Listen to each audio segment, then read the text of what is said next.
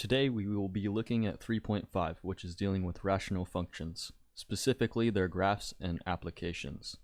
So a rational function is a function in form where p of x and p of q are functions and q of x is not equal to 0. So the form that it might look like is right here. So we might have f of x in this case is equal to p of x divided by q of x. So additionally, let's go ahead and look at some of these different examples. Our first example is going to be this one right here. So f of x is equal to 1 divided by x. This is the simplest rational function, and it is also called the reciprocal function. Additionally, some sort of rational function might look like f of x is equal to, and then we'll say x plus 1 divided by x squared plus 5x minus 3. So let's go ahead and proceed to look at that graph of the simplest function, or 1 divided by x. So 1 divided by x, in order to get a good idea of what this looks like, we can go ahead and pick some points for this one. So let's go ahead and do so. So if we start at 0, notice what happens. If we plug 0 in, what do we get? Well, we get a 0 in the bottom, so this is going to be undefined. So we're going to start with undefined at 0, and let's move outwards. So just for this example, to get a better picture, I'm going to start with positive 1/2 and negative 1/2. And additionally, I'll do negative 1 and a positive 1.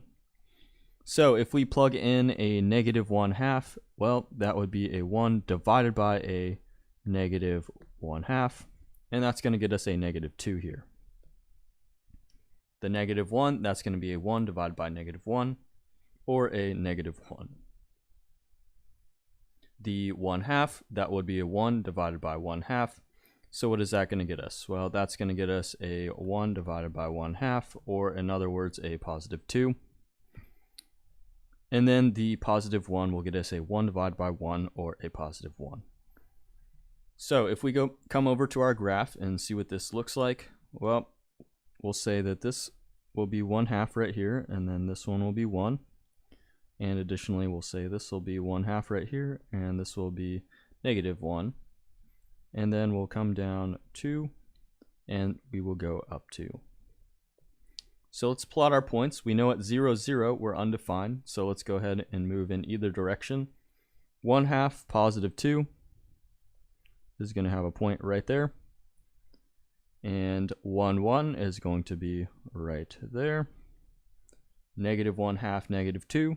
Negative 1/2, negative 2. And finally, we have, in this case, negative 1, negative 1. So negative 1 and a negative 1. Right, so if we connect our dots here, we should end up with a function that looks something like this. And this is going to be our rational function here. So let's go ahead and figure out what the domain and the range is. So the domain in this case, if we go left to right, is going to be, well, let's look and see, left to right. We're going to go left and then continue to go right, and we're going to get really, really close to this 0, but not quite touch it. So in this case, we will go from negative infinity to 0. And if we continue to go left to right, we're going to start kind of at 0. Again, we're not really going to touch it, but we're going to start really close to it, and then continue to go out to positive infinity. So we need to go ahead and include another interval using the union, and this will be 0 all the way to infinity. Okay, let's go ahead and do our range now. So our range, if we go from, in this case, negative infinity to positive infinity, let's see what happens. So now we're going to go ahead and start from the bottom. So we're starting from negative infinity, and then we get really close and we almost touch 0, but not quite. So what can we conclude? Well, our first interval is going to be negative infinity to 0. And our second one, if we start really close to 0 and then continue to go upward, in this case we will have 0 to infinity. Alright, let's figure out our intervals of increasing and decreasing if we have any. Well, as we move left to right, so left to right, let's go ahead and highlight that real quick. So left to right, it looks like we are only decreasing, right? So as we move left to right, we are only decreasing. So in this case, we will be decreasing from negative infinity to 0, as well as decreasing from 0 to positive infinity, right? Because notice how left to right, again, we move in this downward direction, and again, moving left to right, we move in that downward direction. So we don't actually have any interval of increasing, so we don't need to put anything there. Okay, let's look at another example. Say we wanted to look at the graph of y is equal to 4 divided by x. Let's go ahead and figure out what this one will look like. So again, let's go ahead and start at 0. If we plug in a 0, notice what happens. Our bottom is going to be 0, therefore we will be undefined. And additionally, let's pick some points. In this case, a -1 and a -2, and a +1 and a +2. So that will leave us with a -4 here, and a -2, and a +4, as well as a +2. So let's go ahead and see what this one looks like. We're going to go ahead and go 2 out on the left and the right hand side, and we're going to go up 4 and down 4. So again, at 0 we are undefined, so let's go ahead and take care of our 1, 4 and -1, -4. So 1 and then 4, and then we have a -1 and then a -4. Additionally, we have a +2, +2, and then -2, -2. Okay, so connecting our dots, what do we get? Well, we get something that looks kind of like this. So this is what our rational function is going to look like. And we can go ahead and determine what our range, our domain, increasing or decreasing if we have those intervals as well. So our domain, let's go ahead and see what that one's going to be. Moving left to right, what x values do we hit? Well, we essentially hit negative infinity to 0, and we want to go ahead and use a parenthesis but not a square brace, because at 0 we are actually undefined. So last we have 0 all the way to infinity as our second interval. Now let's deal with the range.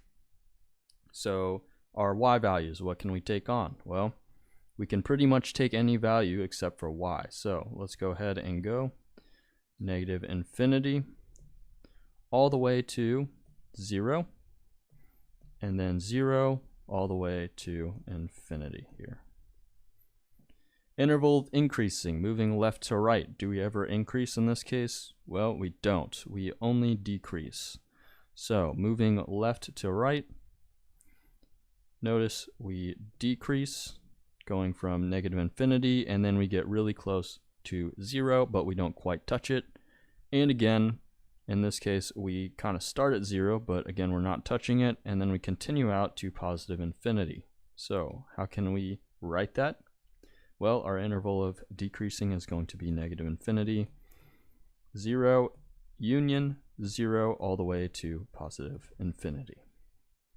So that should about wrap it up for our y is equal to 4 divided by x, and we can go ahead and look at some more complex graphs here. So in this example, what we're dealing with is f of x is equal to 2 divided by x plus 1. Now, the way that we can rewrite this one is this way. So we can rewrite it like this and just move the 2 out in front. Now, it looks a little bit familiar of the graphs that we've been dealing with the 2. And then in the parentheses, now we have an x plus a 1. So we can conclude some information from this. We can say this 2 tells us that we will be vertical stretching by a factor of 2. So vertical stretch. And then in this case, factor of 2. And then our second piece of information tells us that this x plus 1, we are going to go ahead and move to the left 1 unit. Okay, so let's go ahead and pick some points to figure out what this graph is going to look like. So let's go ahead and start with a -1. As this -1, notice what happens when we plug in -1 into our function. We get a 0 in the bottom. So we're going to start with undefined. And additionally, let's move out in the negative and positive direction. So if I plug in -2 and then -3, I should get some values, as well as a 0, a +1. So let's go ahead and try those values, see what we get. So in -2, if I plug in a -2, I'll get in the bottom a -2 plus a 1, which will be a -1. So we should get a value of a -2. If I plug in -3, I should get a -1, and then a 0 should produce a 2. And then finally a 1 should produce a 1. Alright, let's figure out what this graph looks like given the information that we just created. So we have a point at -2, -2. So -2 and then -2. Point right there. And we have a point at -3, -1. We also have points at 0, +2. And we have a point at 1, 1. So connecting our lines or dots, we should get a graph that looks something similar to this. And let's go ahead and connect these other 2 dots here, or points. And we should get a graph that looks something like this. So important pieces of information: our domain, our range, interval of decreasing, because we will not have an interval of increasing, and then finally something that we will just introduce. We will introduce our horizontal asymptote.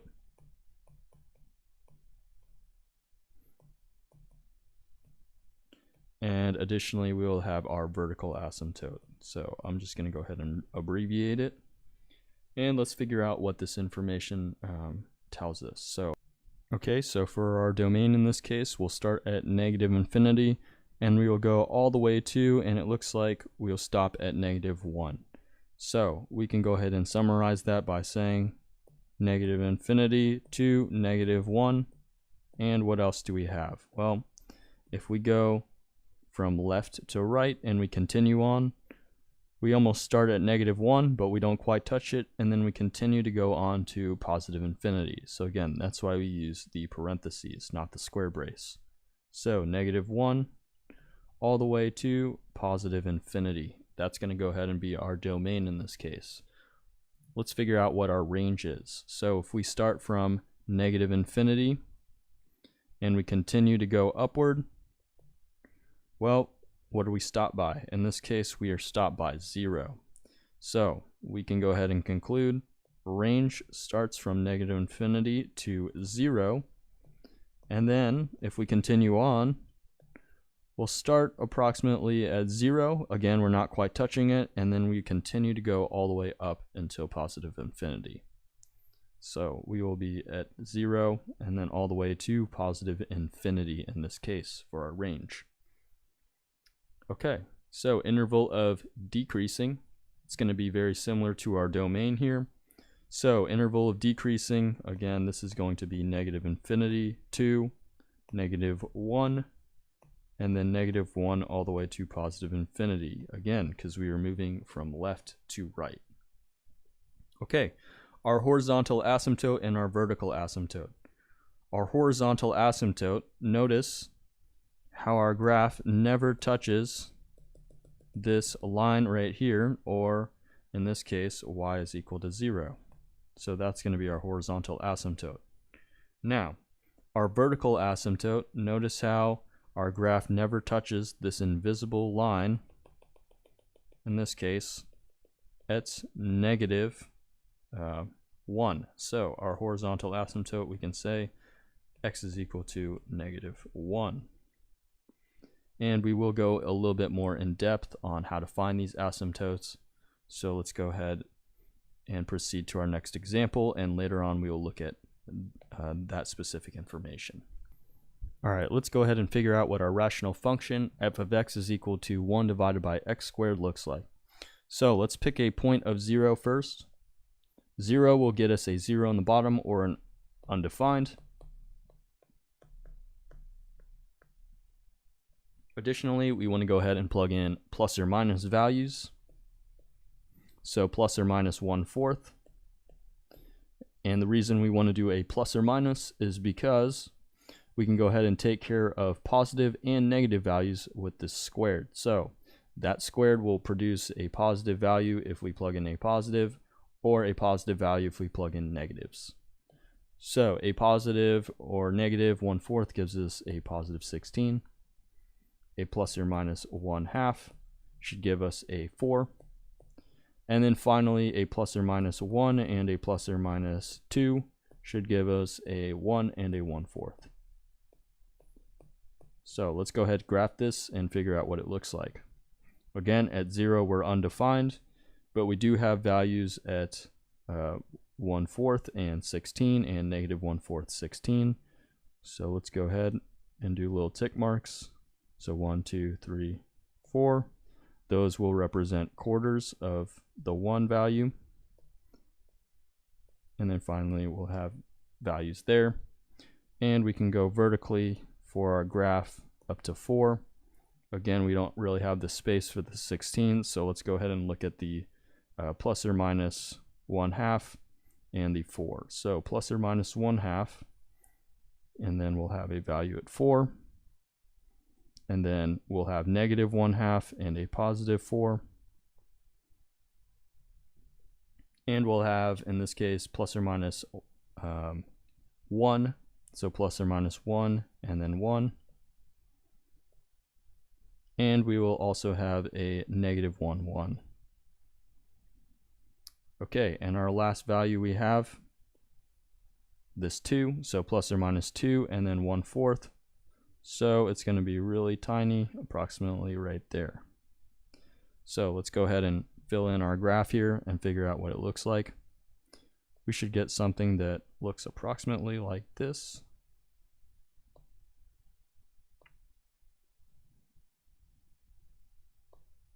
Okay, so domain and our range, let's go ahead and figure out what those are. Our domain in this case, let's go ahead, see. Domain, our x values that we hit, negative infinity to 0. So negative infinity to 0. And additionally, we go from 0 all the way to positive infinity. Okay, our range, we're not really taking on any negative y values. So in this case, we will just have 0 all the way to positive infinity. Our interval of increasing, in this case, we will be negative infinity to 0, because if we move left to right, negative infinity all the way to 0, we're moving kind of in an increasing direction. And second, for our decreasing, if we move left to right, we will essentially be from 0 all the way to positive infinity, because again, we are moving downward. So let's summarize that. Increasing, we said, was negative infinity to 0, and decreasing was 0 to infinity.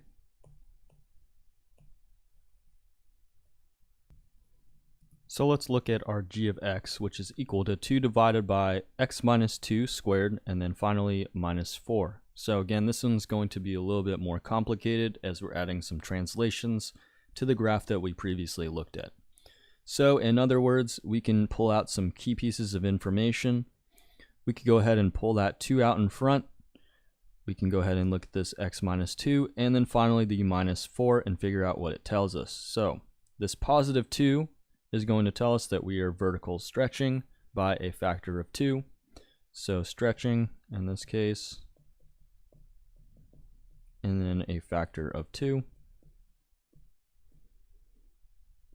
So factor of 2, and this x plus 2 tells us that we need to go ahead and move to the right 2. So right 2. And the last piece of information, this -4, is going to tell us that we go down 4. So down 4. Let's go ahead and pick some points to figure out what this one is going to look like. So I'm going to start with a 2, as this will give us a 0 on the bottom, or an undefined value. So we can go ahead and say undefined for this one.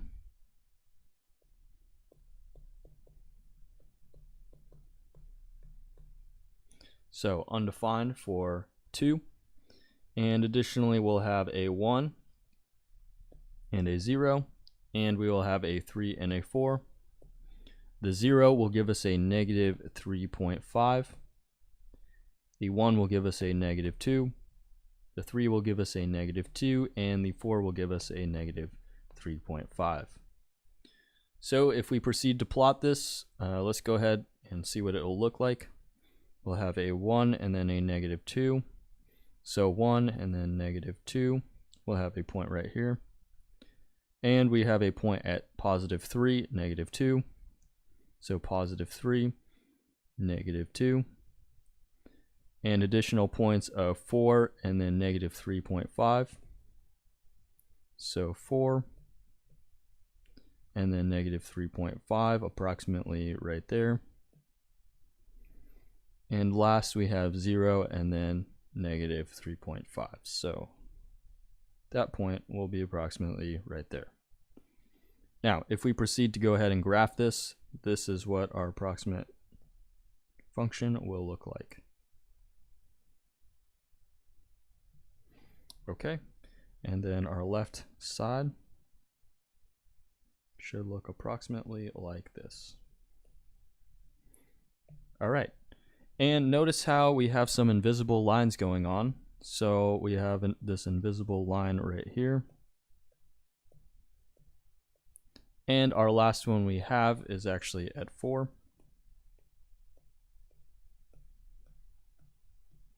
Right there. So we can go ahead and summarize that information after we find our domain, our range, our interval of increasing, our interval of decreasing, and then last we will have a vertical asymptote and a horizontal asymptote. So interval for our domain, we're going to go ahead and go from -infinity all the way to, and it looks like we're stopped here at this +2. So we can go ahead, do our right hand side as well. We'll start at that +2 and then go all the way to infinity. So in other words, we can say -infinity to +2, union 2 all the way to +infinity. And then for our range, we basically start at our -4 here. So -4, and then we continue to go up to infinity, and again, start at that -4 and go on to infinity. So we can summarize that by saying our range is -4 all the way to +infinity. Interval of increasing, that's going to be this -infinity to 2. Notice how moving left to right, we move in an upward direction. And then from 2 all the way to +infinity, notice how we move in this downward direction. So that will be our interval of decreasing. So interval of increasing, -infinity to +2. And decreasing, +2 all the way to +infinity. Okay, so now comes the part where we talk about those invisible lines that we don't quite touch. So our vertical asymptote, what line is that? Well, it is the line of x is equal to 2. And that line again is located right here. And we don't quite touch it, so that's our vertical asymptote. And then our horizontal asymptote, the line that we just don't quite touch, is going to be this y is equal to -4. So y equal to -4. So now we can go ahead and discuss what these asymptotes really are. So an asymptote, let's go ahead and let p of x and q of x be defined as polynomial functions and consider the following function. In our case, f of x is equal to p of x divided by q of x, and in its lowest terms. So number one, if the absolute value of f of x goes to infinity as x goes to a, then that line is equal to x is equal to a. And this is what is known to as a vertical asymptote. Now, if f of x goes to b as the absolute value of x goes to infinity, the line y is equal to b is known as our horizontal asymptote.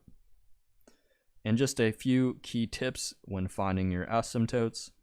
Find your vertical by determining what makes your bottom equal to 0, and then find your horizontal by considering what happens to f of x as your absolute value of x goes to infinity.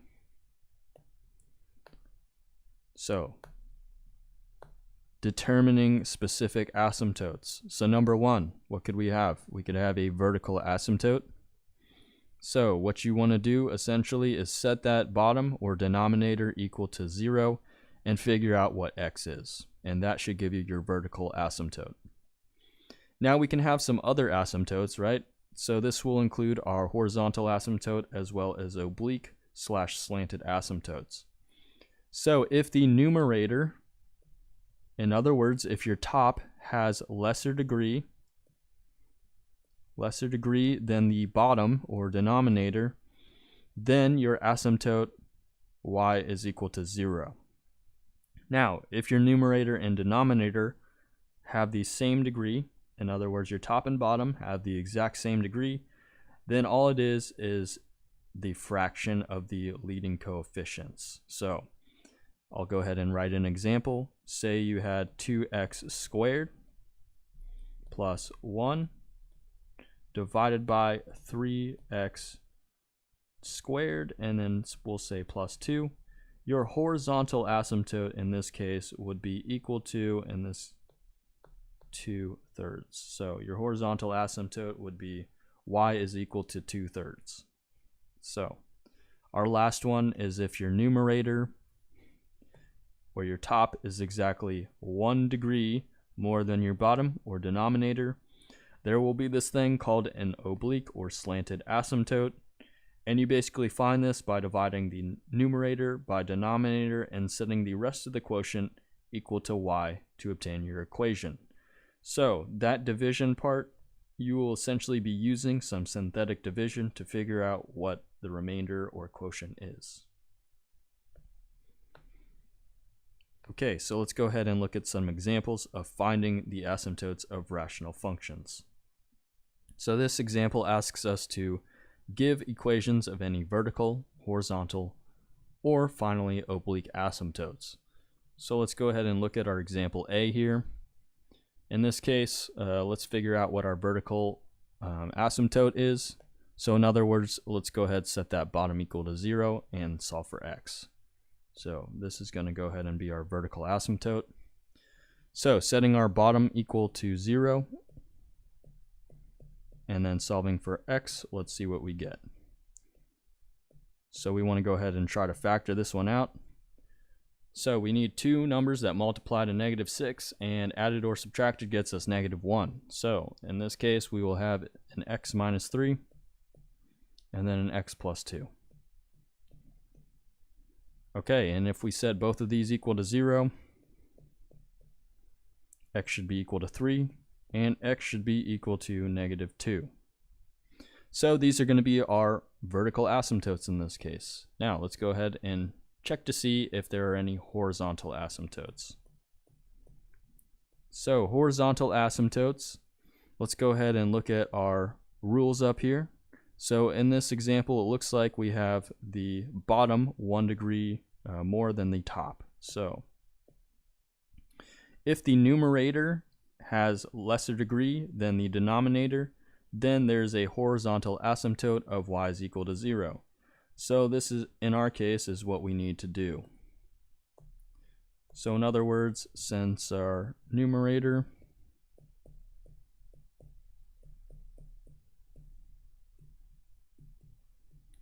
1 degree less than denominator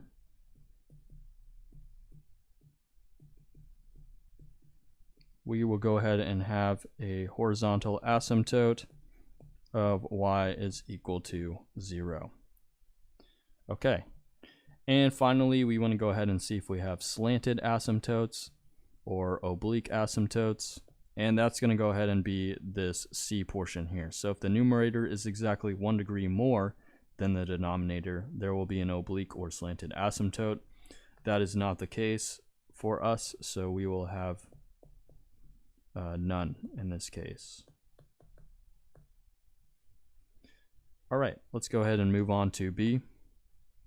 So B, we're dealing with 4x minus 2 divided by x plus 1. Let's go ahead and figure out what our vertical asymptote is. So vertical asymptotes, we want to set that bottom equal to 0. So x plus 1 equal to 0, or in other words, x is equal to negative 1, and we are finished for our vertical asymptote. Now, our horizontal asymptote, let's go ahead and see. Notice that the numerator and the denominator have same degree. So, same degree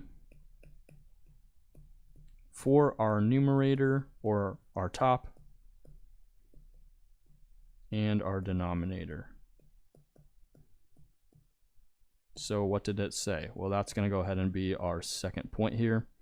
So if the numerator and denominator have the same degree, then take the fraction of the leading coefficient. So let's see what that will give us. In part B, if we take the fraction of the leading coefficients, that will be a 4, and essentially this is multiplied by 1 out in front.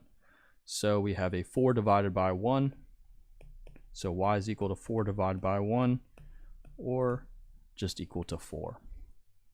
Okay, and again, we're not going to have any oblique slash slanted asymptotes because the condition that we needed in order for that to occur was that the numerator is exactly 1 degree more than the denominator, which is not the case. So again, we will have no oblique slash slanted asymptote.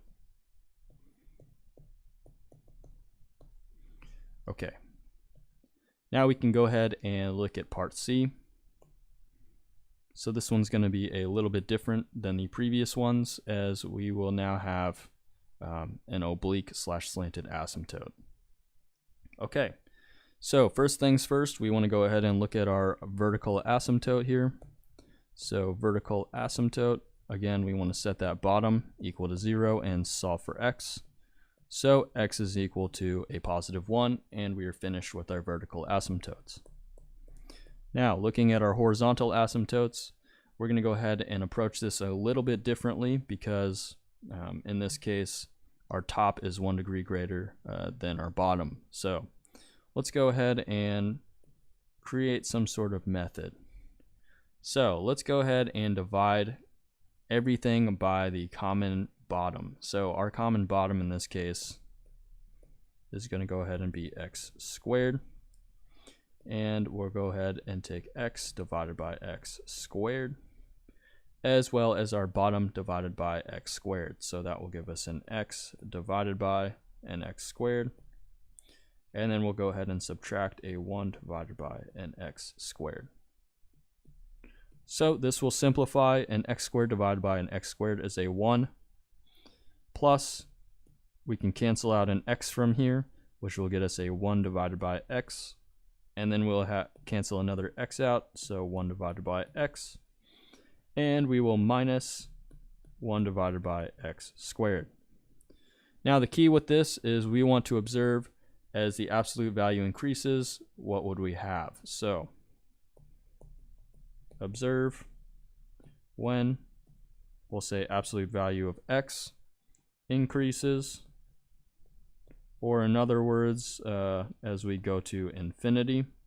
So let's see what happens. Well, 1 will stay the same, 1 plus, and 1 divided by, if we plug in infinity or as x increases, that's just going to be 1 divided by a really big number, or in this case, it will go to approximately 0. Okay, so we can go ahead and say about 0 for this one, divided by, and again we said 1 divided by x is going to go ahead and be that approximate 0. And the same thing is going to happen if we take 1 divided by, we'll say infinity squared. That's just going to be 1 divided by, again, a really big number, or in this case, approximately 0. So we can go ahead and take approximately 0 and subtract approximately 0. So that's going to get us a 1 divided by 0, which really doesn't make any sense, so we don't have any horizontal asymptote. Okay. Our last portion that we want to look at is the oblique asymptote. So, oblique asymptote, if we go ahead and look at our original, we have 1 degree higher than the bottom, so we will indeed have oblique asymptotes in this case. So, we'll go ahead and say, notice how the top has exactly 1 degree higher than the bottom.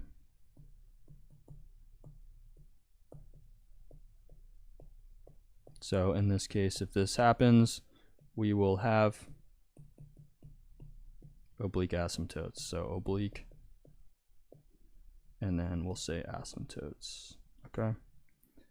So what we want to do, if we go ahead and look back up, we want to go ahead and, if the numerator is exactly 1 degree more than the denominator, we're going to want to go ahead and divide the numerator by the denominator, and then set the rest of the quotient equal to y to obtain an equation. So let's go ahead and do that following step. Okay, so setting up our division, what will we have? Well, we'll have a 1 on the outside, and additionally we will have, let's go ahead and see what we need to do. So we will have a 1 on the outside, and the reason we have that, notice how we have an x minus 1, so we want to take the opposite sign, and then our coefficients will come from this x squared plus x, and then finally we need to take care of the constant, so we'll add a placeholder for that. Okay, so doing so, we will be left with a 1, and then a 0 for that placeholder for our constant. So bring the 1 down, so that will give us a 1, and then continue to multiply and add the columns. So that will give us a 2, and then finally a 2. Now it said go ahead and set the resulting quotient equal to y. So we'll have a y is equal to, and we want to go ahead and take 1 degree less than our original, so we'll start with an x plus 2, and then finally plus, and then our remainder was 2, and then divided by x minus 1. Now, one thing we want to go ahead and note is as we go to infinity, what happens to this 2 divided by x minus 1? Well, as we approach large values, we'll say approach, and then large values, this will go to 0. So in other words, we can go ahead and ignore this portion since it will go to 0. So our oblique asymptote y is equal to x plus 2. Okay, and that should do it for our oblique asymptotes. We have the equation y is equal to x plus 2. Now, let's go ahead and look at our following steps to graphing rational functions. So our first step is to find our vertical asymptotes. Second step is to find horizontal or oblique asymptotes.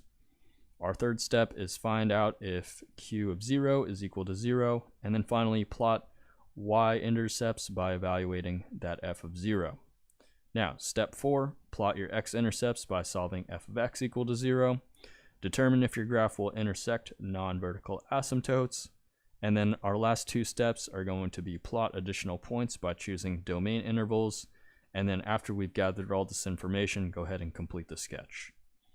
So for our first example, we want to go ahead and look at graphing f of x is equal to x minus 2 divided by x squared minus x minus 6. And we're going to go ahead and have our x-axis as our horizontal asymptote. So let's go ahead and proceed to work through our different steps to figure out what this one is going to look like. So steps number 1 and steps number 2, let's go ahead and do those.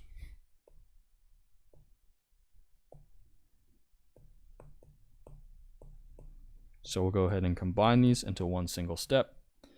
And let's go ahead and see what this is. X minus 2 divided by x squared minus x minus 6. That looks a little bit familiar from one of the equations we had and we solved up here. So let's go ahead and look back up here. So we did some previous work. That looks like it was example A here. So we found that we had a vertical asymptote of x is equal to 3 and x is equal to negative 2. Horizontal asymptote of y is equal to 0, and no oblique asymptote. So let's go ahead and use that information to our advantage. Okay, so in this case we had vertical asymptotes of x is equal to 3 and x is equal to negative 2. And we had horizontal asymptote of y is equal to 0. Okay, so step number 1 and step 2 is complete. We can go ahead and move on to step 3.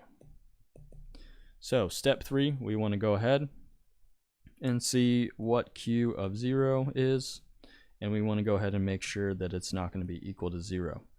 So q of 0 is going to go ahead and be our bottom c. Let's see what that gives us. So a 0 squared minus a 0 minus 6 is going to give us a negative 6, which is not equal to 0. So we should go ahead and evaluate f of 0.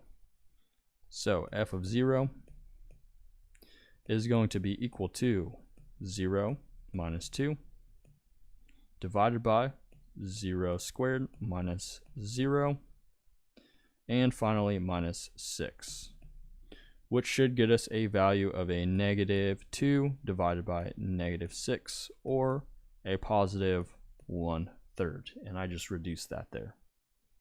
So what do we have? We essentially have this point of 0, 1/3.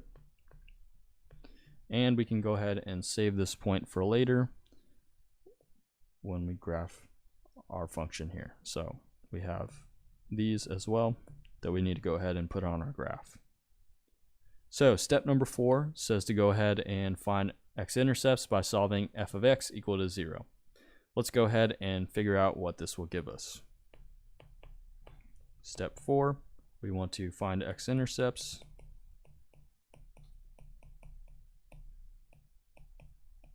So our x-intercepts by solving f of x is equal to 0. So f of x is equal to 0, and then finally we will set up our equation here. That will give us x squared minus x minus 6, and that is now going to be equal to 0. So if we multiply our bottom out, what we're going to end up with is just a 0. So say, for example, we multiplied this bottom portion over to our right hand side. That is just going to give us, again, another 0. So what we're left with is x minus 2 is equal to 0, or x is equal to a positive 2. So we now have found our x-intercept, and we can go ahead and save that one for plotting later. So in other words, we also have a point of 2, 0 that we can save for our plot later. Okay, let's go ahead and move on to step number 5 here. So step 5, let's go ahead and see what it says. Step 5 says to solve f of x is equal to 0. So let's go ahead and try to do that. So we wanted to solve f of x equal to 0, which we just did in our previous one. All right, so it's done in our previous step. So our graph intersects our horizontal asymptote at 2, 0. So graph intersects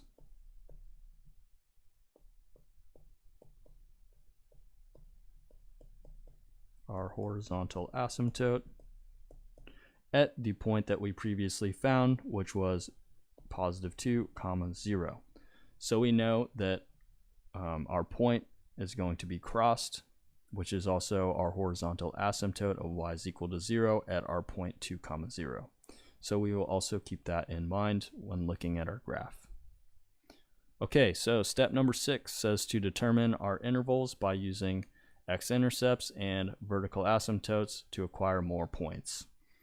So let's go ahead and plot what we know so far. Okay, so far we know that we have a point at this positive 2, 0. We know that we have a y-intercept at 0, 1/3. We have a vertical asymptote at x is equal to 3, x is equal to -2, and a horizontal asymptote of y is equal to 0. So let's go ahead and plot those on our graphs to figure out what our intervals are going to be. So our first point was that 2, 0. So 2, 0, we have a point there. And additionally, we had a point of 0, 1/3. So that will approximately be right here. We had a vertical asymptote of, in this case, a positive 3.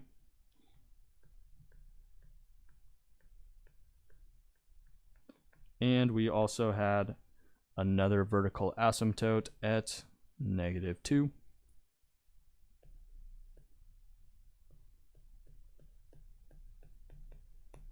Okay, and then we have a horizontal asymptote at y is equal to 0. So we can go ahead and figure out what our intervals are going to be to acquire more points.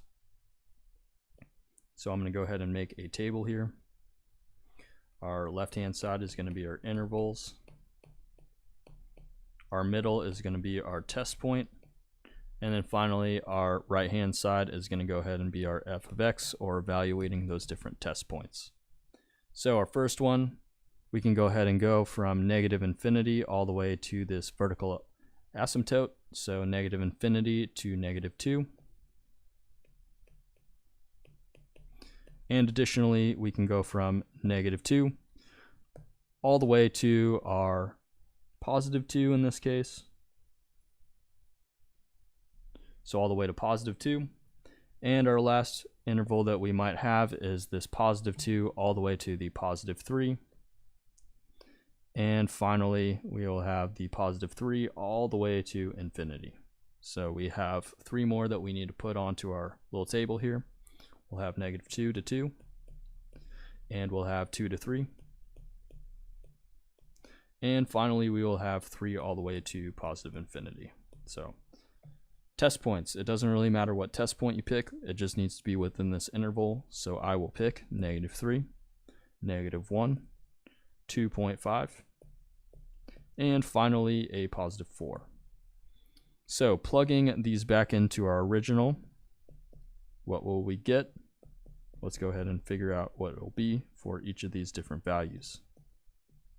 So for our first one, again, we're plugging this back into our original, and our original is going to go ahead and be this x minus 2 divided by x squared minus x minus 6. So that will produce, for our first one, a -3 minus 2 divided by a -3 squared minus a -3, and we want to be careful with our signs, and then finally minus a 6. So that should produce a value of -0.833.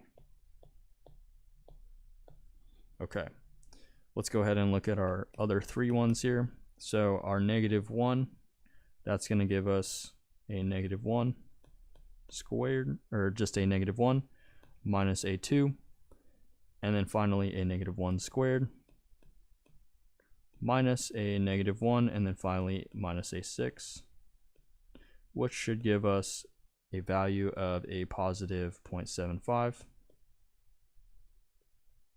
All right, and our positive 2.5, that's going to give us a 2.5 minus a 2, and then we're going to go ahead and divide that by 2.5 squared. So squared there, and then minus 2.5, and then finally minus a 6, and this should get us a value of a negative 1.88 repeating. Okay, our last value we want to test is this 4. So then 4 minus 2, 4 squared minus a 4, and then finally minus 6. That gives us a value of a 2.33 repeating. So we have 4 additional points that we can go ahead and fill into our graph here. Let's go ahead and figure out what this is going to look like. So in this case, we will have a test point of a negative 3, and then we will have a negative 0.833, a negative 1, 0.75, 2.5, negative 1.884, and then positive 2.33 repeating. So let's go ahead and plot those onto our graph to get a better idea of what's going to happen. So our positive 4 and then a 2.33, so all the way out here at positive 4, and then a positive 2.33 repeating. It's going to be a point right here. So automatically we know that we're going to have some line that looks kind of like this, and it's going to go down, and then it's going to continue to go on. Additionally, we have a point at 2.5 and then negative 1.88. So 2.5 is approximately right there, and then negative 1.88 is going to be right about there. All right, and then we have our additional point of negative 1 and then 0.75. So negative 1, 0.75 is approximately right there, and then negative 3, and then finally a negative 0.833, which is approximately right there. So we can go ahead and connect these dots. That one's going to continue to go down, and our last and final plot is going to be right through here. Okay. And if you notice, we crossed that horizontal asymptote of y is equal to 0 at our point of 2, 0. So we are good to go, and this should be our final graph. The last topic for discussion is behavior of graphs of relations near vertical asymptotes. So say for example we have n and it is even, we will have some behavior like this, so pointing upwards, or we could have the behavior where it is pointing downwards. And if n is odd, we might have some behavior as this, and additionally we could have behavior with a graph that looks like this.